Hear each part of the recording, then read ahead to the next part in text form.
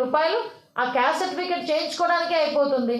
ఇంక మిగిలిందంతా వాళ్ళకి 8,000 రూపాయలు వాళ్ళకి మిగిలిన పరిస్థితి ఈరోజు కనిపిస్తూ ఉంది. అంటే ఇతగాడు చేస్తున్న మోసం గురించి నేను మాట్లాడుతున్నా. అదేవిధంగా మీ అందరికీ తెలుసు, సుమారుగా మనకి ఇప్పుడు ఇంకో ట్విస్ట్ ఏంటంటే ఇచ్చేదే కొంచెం, అందులో మళ్ళీ ట్విస్టులు. ఏంటా ట్విస్ట్? నువ్వు ఇచ్చిన ఈ తీసుకున్న ఈ 18,500 రూపాయల పాపానికి నువ్వు ఎక్కడ మీటింగ్ పెడితే అక్కడికి నోరు మూసుకొని రావాలి, వాలంటీర్ ఏం చెప్తే అది చేయాలి, లేకపోతే నీ సంక్షేమం కట్ అంటాడు, నీకు ఇచ్చే 18,500 రూపాయలు కట్ అంటాడు వాలంటీర్.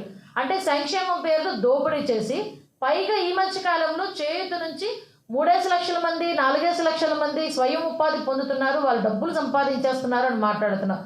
విషయం ఏంటంటే జనరిక్ మెడికల్ షాప్స్ అని చెప్పి పెట్టి రెగ్యులర్గా కానీ ఇంకో మార్కులు ఏదో సంథింగ్ మార్కులు అని పెట్టి జగనన్న మార్కులు, ఆ జగనన్న మార్కుల్లోని వీళ్ళ చేత షాపులు పెట్టించి ఆ షాపుల్లో రెగ్యులర్గా బయట ఉన్న రేట్ల కన్నా ఎక్కువ రేట్లలో జగనన్న మార్కుల్లో అమ్మించి అది కూడా బలవంతంగా అమ్మిస్తున్నారు, కొనిపిస్తున్నారు.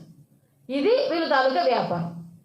ఇంకోటి ఏంటి, పాలు మేము ఇన్ని గేదెలు కొనుక్కున్నారు, ఇన్ని మేకలు కొనుక్కున్నారు, ఇన్ని గొర్రెలు కొనుక్కున్నారు అంటారు, ఇన్ని ఆవులు కొనుక్కున్నారు అంటారు. ఆవులు కొనుక్కొని వీళ్ళు మేత మేయించుకొని తీసుకొచ్చిన తర్వాత ఆ వచ్చిన పాలను కూడా నువ్వు అమ్ములోడికే అమ్మాలి. అది కూడా రిస్ట్రిక్షనే, అక్కడ కూడా వ్యాపారమే.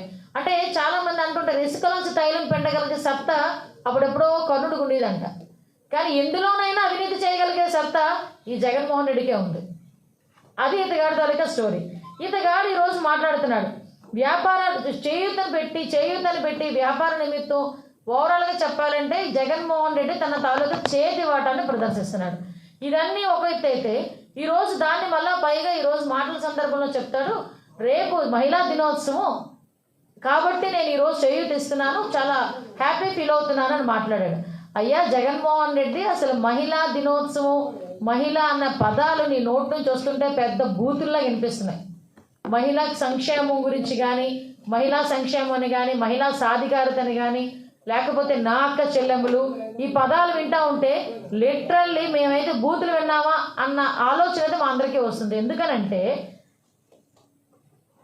పిన్నమ్మ తాలిబొట్టును తెంచేసిన వాడిని రక్షించాలనుకుని సిబిఐ ఎంక్వైరీకి కూడా వెళ్లకుండా సిబిఐ ఎంక్వైరీని కూడా దాటవేస్తూ ఈరోజు సొంత బాబాయిని హత్య చేసిన వాడిని వెనకాతలు వేసుకొని తిరుగుతున్న నువ్వు ఈరోజు మహిళా సాధికార గురించి మాట్లాడుతున్నావు.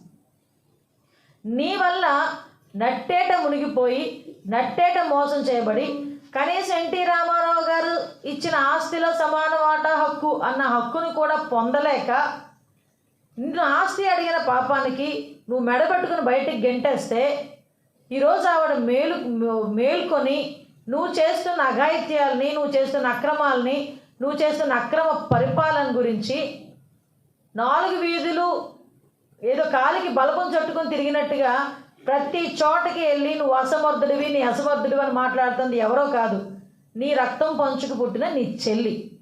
నీ చెల్లికే న్యాయం జరగలేదని ఈరోజు రోడ్డు మీదకి వచ్చి నీ చెల్లికే నువ్వు చేస్తున్న పరిపాలన నచ్చక బయటకు వచ్చి మాట్లాడుతూ ఉంటే ఇంతమంది అక్క చెల్లెళ్ళకి ఎలా నచ్చేస్తావు అనుకున్నావు?